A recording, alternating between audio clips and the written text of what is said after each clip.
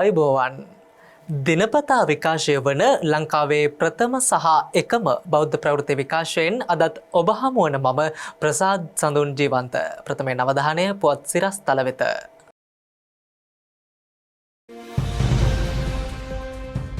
LTT ත්‍රස්තවාදීන්ගේ Eelam සිහිනය සිහිනයක් බවට පත් කළ මානුෂීය ක්‍රියාන්විතයේ අභිමහනවත් 11 වෙනි සැමරුම අදයි.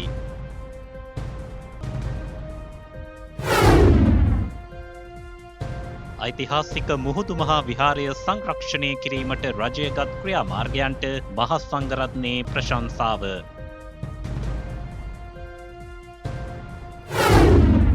පූජ්‍යපාද කොටුවිල විමල කිත්තිනා හිමියෝ අපවත් වෙති.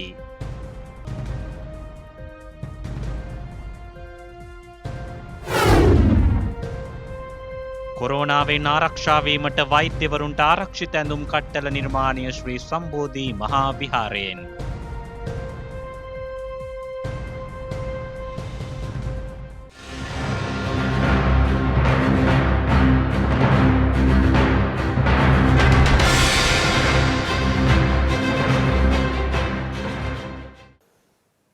සාපලත් LTTE ම්ලේච්ඡ ත්‍රස්තවාදීන්ගේ ඊලාම් සිහිනය සිහිනයක් බවට පත් කරමින් සිදු කළ මානුෂීය ක්‍රියාන්විතයේ අභිමානවත් විජයග්‍රහණයේ 11 වන සැමරුම ආදායි. මේ ඒ වෙනුවෙන් සුසන්දේශ තබන සටහනක්.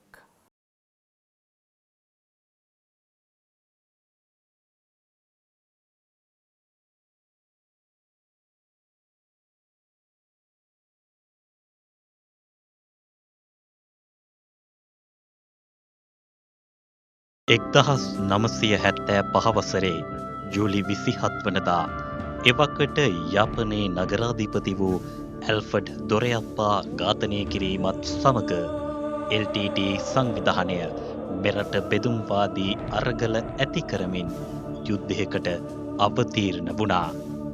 එතැන් පටන් වසර 30කට ආසන්න කාලයක් එනම් දශක 3ක් මෙරට සිංහල දමිළ මුස්ලිම් වර්ග ඇතුළු සියලු ජාතීන්ට බියෙන් සැකින් තොරව ජීවත්වීමට වරම් ලැබුණේ නැහැ.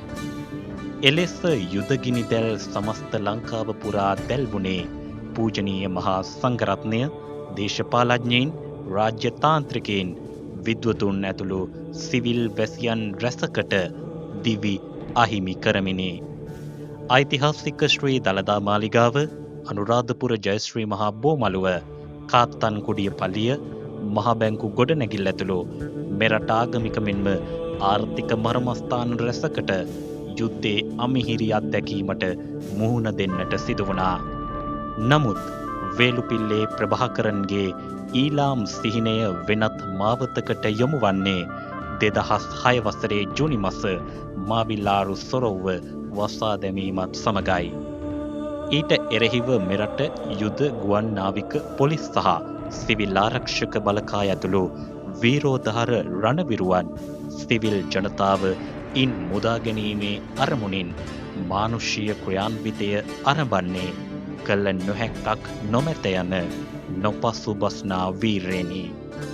එවක සේනාධිනායක මහින්ද රාජපක්ෂ, හිටපු ආරක්ෂක ලේකම් වර්තමාන සේනාධිනායක ජනාධිපති ගෝඨාභය රාජපක්ෂ, හිටපු යුද හමුදාපති ජනරාල් සරත් ෆොන්සේකා, හිටපු නාවික හමුදාපති අඩ්මිරාල් ඔෆ් ද ෆ්ලීට් වසන්ත කරන්නාගොඩ, හිටපු ගුවන් හමුදාපති marshal of the air force Roshan Gunathilaka, හිටපු පොලිස්පති ජයන්ත වික්‍රමරත්න, සිවිල් ආරක්ෂක බලකායේ හිටපු අධ්‍යක්ෂ ජෙනරාල් රියඩ්මිරාල් සරත් වීරසේකර ඇතුළු අභීත වීරෝදාර රණවිරුවන්ගේ මානුෂීය ක්‍රියාන්විතයේ ප්‍රතිඵල ලෙස 2007 වසරේ නැගෙනහිර පළාත මුළුමනින්ම මුදවා ගැනීමට හැකියාව ලැබුණා. ඉන් නොනැවතුණු ආරක්ෂකාංශ ත්‍රස්තවාදීන් සිය බලමුළු කරගත් සියලු ප්‍රදේශ තම යටතට අත්පත් කර ගැනීමට පෙරමුණු කිහිපයක් ඔස්සේ මෙහෙයුම ක්‍රියාත්මක කළා. එහි කූටප්‍රාප්තිය එළඹුණේ 2009 වසරේ මැයි මාස 18 වනදා එනම් අද වන් දිනක ත්‍රස්තවාදීන් සතුව තිබූ වෙල්ලමුල්ලි වයිකාල් ප්‍රදේශය මුදා ගනිමිනි. පූජනීය මහා සංඝරත්නය දේශපාලඥයන් විද්වතුන් ඇතුළු සිවිල් සමාජය ඝාතනය කරමින් දශක 3ක් තිස්සේ කුරිරු ත්‍රස්තවාදයක නියැලී වේලුපිල්ලේ ප්‍රභාකරන් ඝාතනය කරන්නට රණවිරුවන්ට හැකියාව ලැබුණා. යුද්ධය අමානුෂිකය. එහෙත් එය මානුෂීය විෂය නිර්දේශය යටතේ නිමා කරමින් අභිමානවත් 11 වන විජයග්‍රහණය සමරන මේ මොහොතේ සියලු ශ්‍රී ලාංකීය ජනතාවගේ නිදහස වෙනුවෙන් තම දිවි කැපකොට ජීවිතය අහිමි වූ වීරෝදාර රණවිරුවන්හට උතුම් අමා මහ නිවන් සුවත් තුවාල වී අදටත් අබාධිත තත්ත්වයේ පසුවන සියලු වීරෝදාර රණවිරුවන්හට නිදුක් නිරෝගී සුවපත් භාවයත් ජාතියේ බොදුන් නාලිකාව වන බෞද්ධ හා මාධ්‍ය ජාලයේ අපි ප්‍රාර්ථනා කර සිටිමු.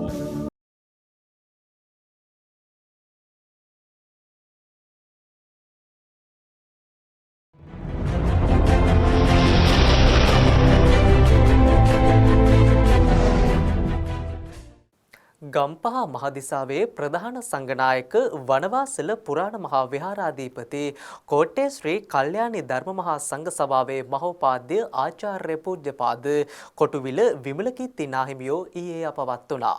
උන්වහන්සේ අපවත් වන විට 85 වන වියෙහි පසු වුණා.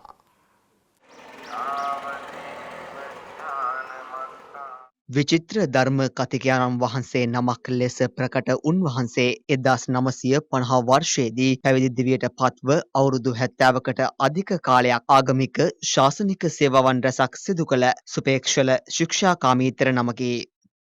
කැලණිය විශ්වවිද්‍යාලයේ කතිකාචාර්ය තනතුර හෙබවූ උන්වහන්සේ දිවයිනේ පාසල් රැසක ගුරුවරයෙකු වශයෙන්ද කටයුතු කළහ. උන්වහන්සේගේ ශ්‍රී දේහය පිළිබඳ ආදාහන පූජෝත්සවය රටේ පවතින වත්මන් තත්වය මත සුළු ජන පිරිසක් සහභාගීත්වයෙන් වනවාසල පොදු සුසාන භූමියේදී අද සන්ධ්‍යාවේදී සිදු කෙරිණ.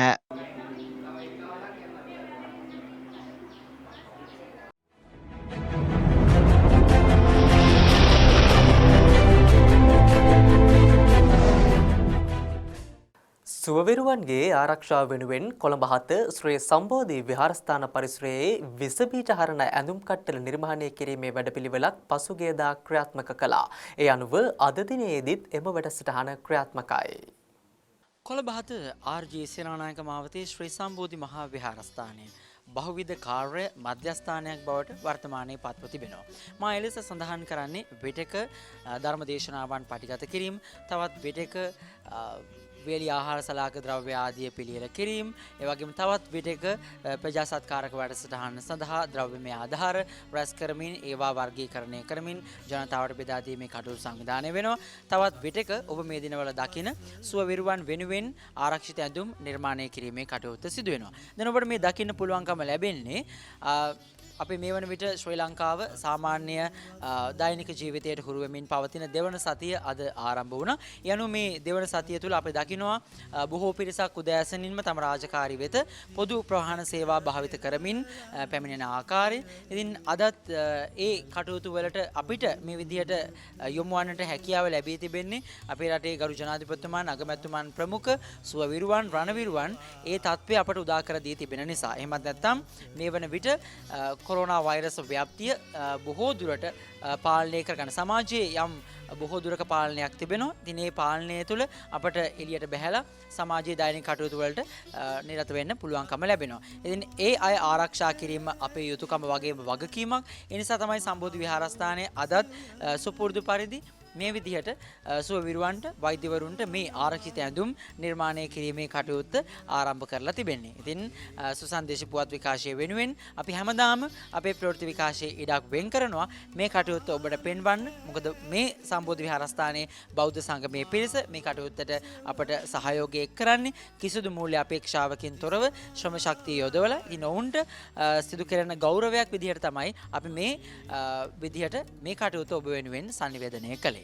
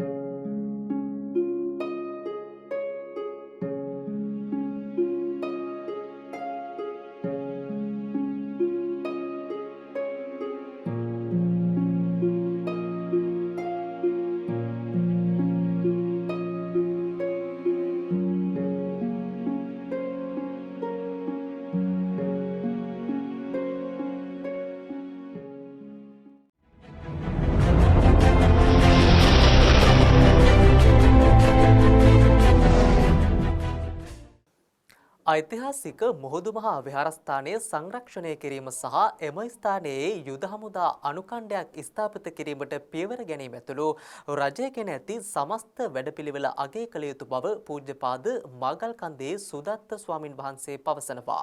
කළුතර ශ්‍රී මුණසිංහාරාම විහාරස්ථානයේ පැවති මාධ්‍ය හමුවකට එක්වෙමින් උන්වහන්සේ මේ බව සඳහන් කළා.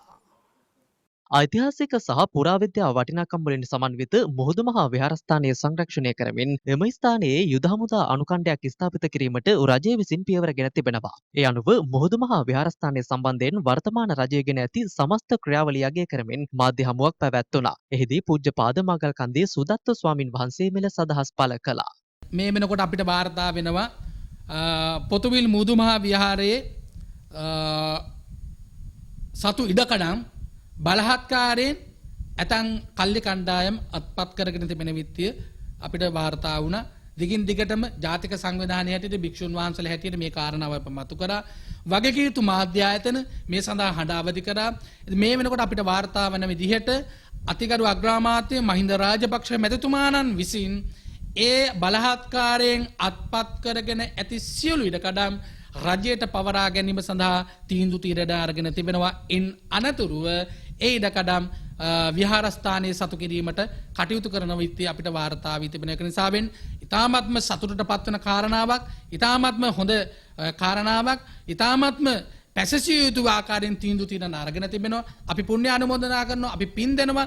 බුද්ධ ශාසන අමාත්‍යාංශය හැටියට බුද්ධ ශාසන අමාත්‍යාංශයේ අමාත්‍යවරයා හැටියට මහින්ද රාජපක්ෂ මැතිතුමා ඒ ගත්තා වූ තීරණය පිළිබඳව අපේ කෘතඥතාවය, අපේ පුණ්‍ය අනුමෝදනාව මේ වෙලාවේ ඉටු කරමින් ඒ වගේම අග්‍රාමාත්‍යතුමාගේ නියෝගය මත පරිසර මැතිවරයා හැටියට එස්.එම්. චන්ද්‍රසේන අමාත්‍යවරයා පොතුවිල් මුහුදු මහා විහාරය සහ ඒ භූමිය නිරීක්ෂණ කටයුතු වල නියැලුණා.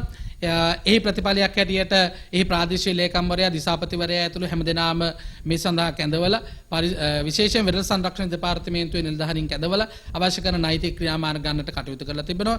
ජන අග්‍රාමාත්‍යතුමාට අපි ස්තුතිවන්ත වෙනවා. මේ සම්බන්ධයෙන් කඩිනම් ඉක්මන් තීන්දුව తీරන ගැනීම සම්බන්ධයෙන් යුද හමුදා අනුකණ්ඩයක් එතන ස්ථානගත කරන්නත් කටයුතු කරලා තිබෙන විත්‍ය අපිට වාර්තා වෙනවා. පොතුවිල් මුහුදු මහා විහාරය කියලා කියන්නේ ඉතාමත්ම ඓතිහාසික වැදගත්කමකින් යුක්ත විහාරස්ථානයක්. ඒ විහාරස්ථානයේ ඉඩකඩම් මේ විදියට අන්‍යාගමික අන්තවාදී කල්ලි කණ්ඩායම් වල ගොදුරු බවට පත් නොවිය යුතුයි. ඒ විහාරස්ථාන ආරක්ෂා කිරීම, රැක ගැනීම අපි හැමගෙනාගේම වගකීමක්. අග්‍රාමාත්‍යතුමා ඇතුළු සියලු දෙනලාහරින්ට අපි පින් දෙනවා, අපි ස්තුතිවන්ත වෙනවා මේ පිළිබඳව කඩිනම් තීන්දුව తీරන ගැනීම සම්බන්ධයෙන්.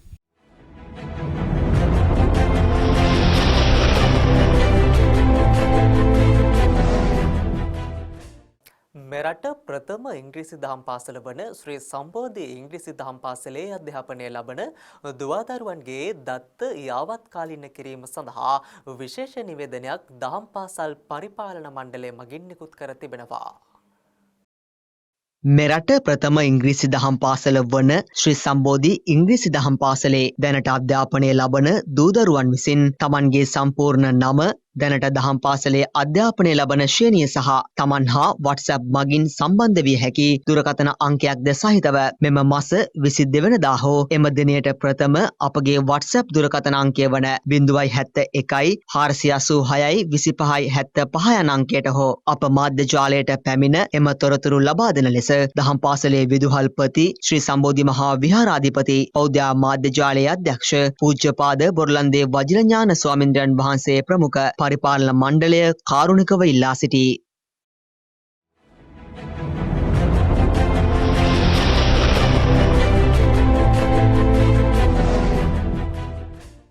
ඒත් සමගින් අදට නියමිත සුසන්දේශ ප්‍රවෘත්ති විකාශය නිමාවට පත්වෙනවා.